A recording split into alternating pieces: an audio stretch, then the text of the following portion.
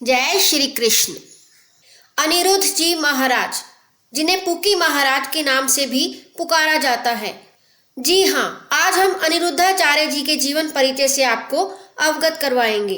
अनिरुद्धाचार्य जी का जन्म 27 सितंबर 1999 जबलपुर मध्य प्रदेश के गांव रिवाझा दमोह जिला में हुआ।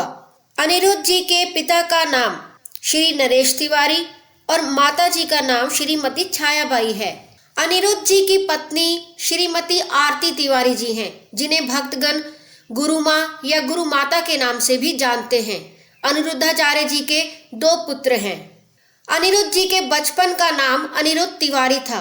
उनके माता पिता अध्यात्म से जुड़े हुए थे, इसीलिए बचपन से अनिरुद्धाचार्य जी का मन धार्मिक और आध्यात्मिक क्षेत्र में लगने लगा था। वे नियमित रूप से अपने गांव में श्री राधा कृष्ण मंदिर में जाकर ठाकुर जी की पूजा किया करते थे। बताया जाता है कि उन्होंने बहुत कम उम्र में ही श्रीमद् भागवत और रामचरितमानस जैसे हिंदू धर्म के प्रमुख ग्रंथों का अध्ययन कर लिया था। अनिरुद्ध जी का शुरुआती जीवन बहुत ही गरीबी में बीता। गरीबी के कारण अपनी स्कूली शिक्षा पूरी ना कर पाए और वृंदावन आ गए। वृंदावन में अनिरुद्ध जी महाराज ने श्री गिरिराज शास्त्री जी महाराज को अपना गुरु बनाकर आगे की शिक्षा प्रारंभ की।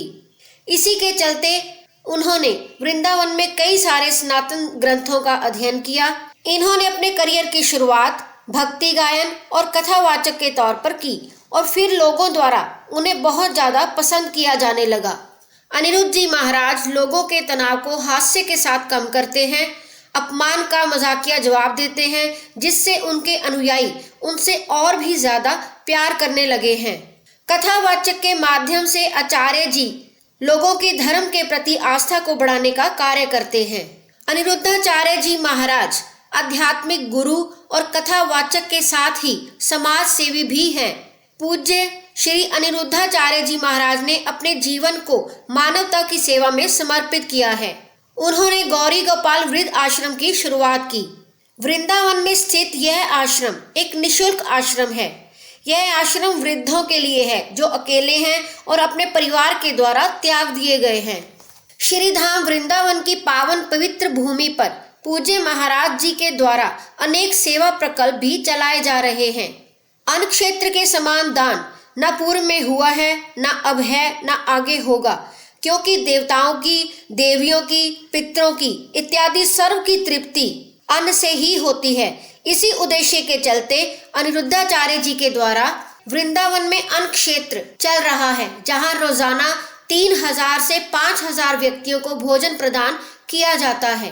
पूज्य महाराज जी ने 30 जून 2020 को अन्नपूर्णा रसोई की स्थापना की, जिसको बिहारी जी की रसोई भी कहा जाता है, जिसका उद्देश्य समाज के गरीब और असहाय वर्गों को आहार प्रदान करना है। पूज्य महाराज जी का एक महत्वपूर्ण कार्य बंदर सेवा भी है।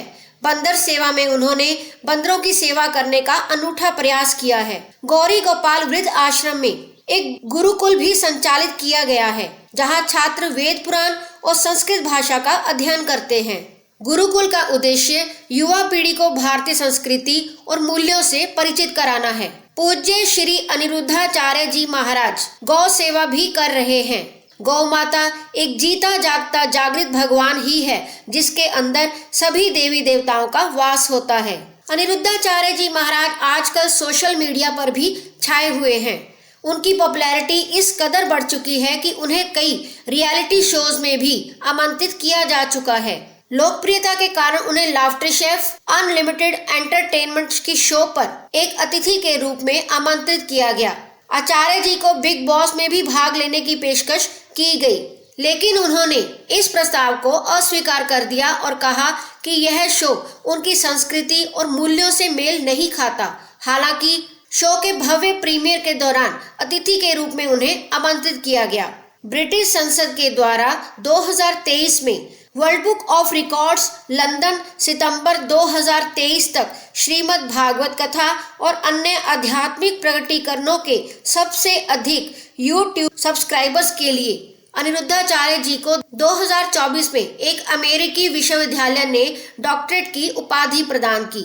अनिरुद्धाचार्य जी के प्रवचन और कथा वाचन से लोगों के जीवन को सही दिशा मिली है, इसलिए ये लोगों के बीच काफी लोकप्रिय हैं। अनिरुद्धाचार्य जी महाराज द्वारा किए समाज सेवी कार्यों से लोगों के बीच इनकी छवि बहुत ही अच्छी है। इन सभी सामाजिक सेवाओं के चलते अनिरुद्धाचार्य जी का ये मानना है कि नर सेवा ही नारायण सेवा है। जय श्री कृष्ण।